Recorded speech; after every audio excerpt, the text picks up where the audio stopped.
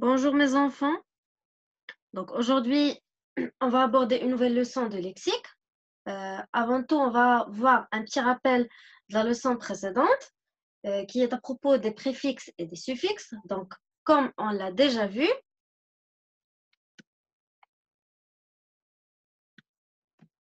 alors qu'est-ce qu'on a déjà vu la dernière séance? J'attends vos réponses. Donc, on a vu que les préfixes se placent devant le radical et ne changent pas la nature grammaticale des mots. Par exemple, voir et revoir. D'accord? Donc, le préfixe, c'est le re. D'accord? Donc, près, ça veut dire avant. Près. On a déjà vu ça, la dernière séance. Près, ça veut dire avant. D'accord? Donc, re se place avant de voir. Donc, on a voir, c'est un verbe, et revoir, c'est aussi un verbe. Mais le sens se diffère. D'accord?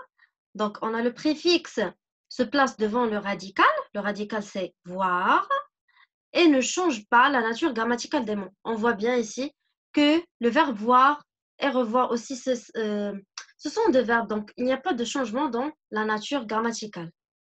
Par rapport aux suffixes, les suffixes se placent derrière le radical.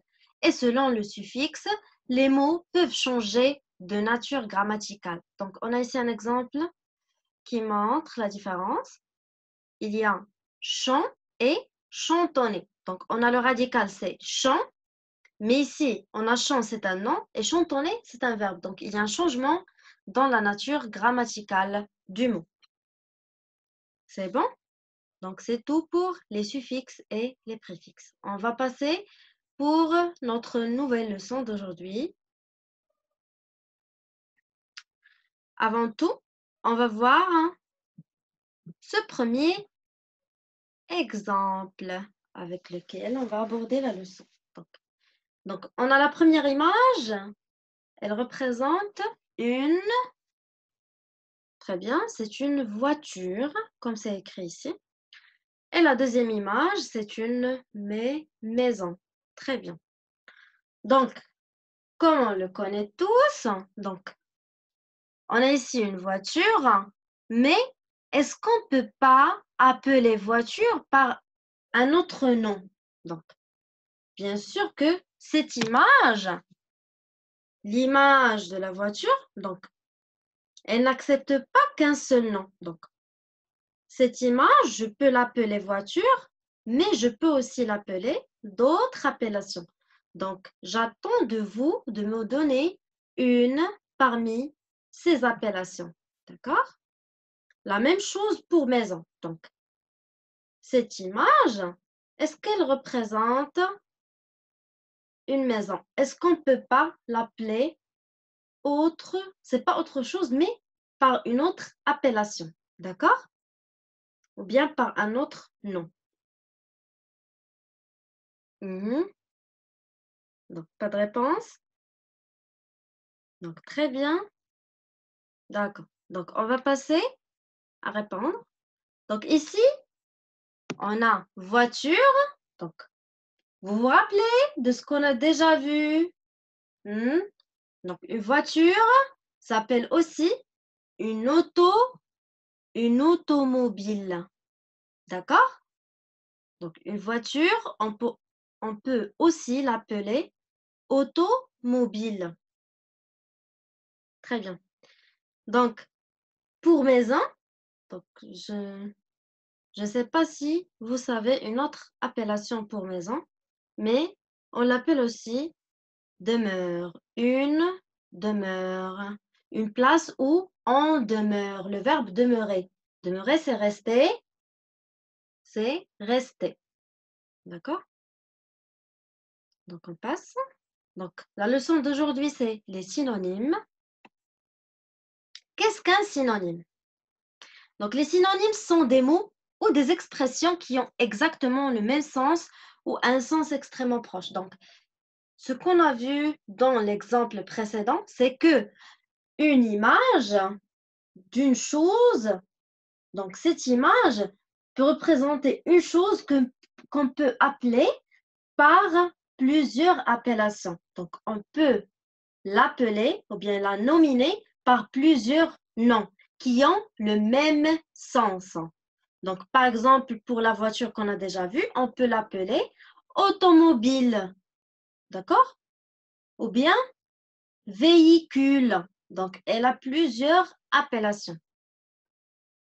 Par exemple, les synonymes de maison peuvent être un logement, une baraque dans le langage familier, mais aussi une demeure ou bien un pavillon. Donc, si on est dans un hôtel, on va appeler la place où on est dans l'hôtel par pavillon. D'accord?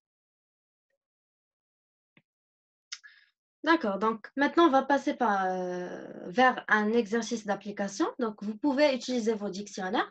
Donc, ils pourront vous aider. Mais généralement, je ne sais pas si vous en aurez besoin parce que c'est un exercice qui est très, très facile. Donc, complétez avec le bon synonyme. Dans la première image, on a un animal. D'accord? La deuxième image, c'est un écolier. La troisième image, c'est une balle. Donc ici, pour le synonyme qui convient pour un animal, il commence par un B. D'accord? Donc c'est une B. Donc on l'a déjà vu. Un écolier, c'est un L. Vous complétez. Et une balle, c'est un BA. Et vous complétez bien sûr. Donc je vais vous attendre pour 1 minute pour vous me donner vos réponses.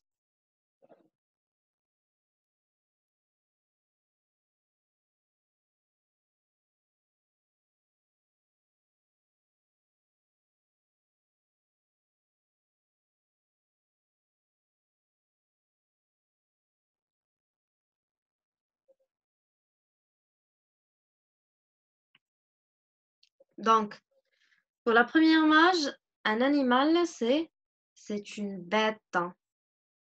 Un écolier, c'est un élève. Une balle, c'est un ballon. On peut l'appeler un ballon aussi. Un écolier, on peut l'appeler un élève ou bien un apprenant aussi. D'accord? Donc, c'est bon. On passe à autre chose. Donc, et dernièrement, on va voir comment je dois sélectionner le bon synonyme. Donc, comment pourrais-je savoir si je vais employer voiture ou bien automobile ou bien véhicule dans ma phrase. Donc, lorsque je regarde la liste des synonymes, par exemple dans un dictionnaire, je ne dois pas prendre n'importe quel synonyme au hasard. Bien sûr, je dois à chaque fois m'interroger si c'est le bon en fonction de ce que je souhaite exprimer. Donc, on a un exemple ici de synonyme de beau. Donc, si on cherche dans un dictionnaire en ligne ou bien un dictionnaire informatisé, donc un synonyme de beau, on a joli, à croquer, adorable, avenant, bien, charmant, coquet, délicieux, gentil. D'accord? Donc, beau, ça diffère selon le contexte dont je vais utiliser. Donc, si je veux parler d'une personne, je vais dire qu'elle est jolie. D'accord? Si je parle d'un plat, donc un plat délicieux, je vais dire c'est délicieux. D'accord? Si je parle je sais pas. Mais c'est comme ça. D'accord? Et c'est bon. Donc, notre leçon pour aujourd'hui est finie. Il y en a ainsi des exercices. Il faut que vous écrivez, je retiens page 112 dans vos cahiers de classe et vous faites cet exercice pour la prochaine séance. Donc, premier exercice, relis chaque mot et son synonyme. Beau, bateau, voiture, méchant, malin, ancien, gentil, écart. Et dans l'autre part, il y a féroce, automobile, rusé, joli, navire, adorable, vieux, bus. Donc, vous pouvez utiliser vos dictionnaires pour vous en servir. D'accord? Et merci pour votre attention.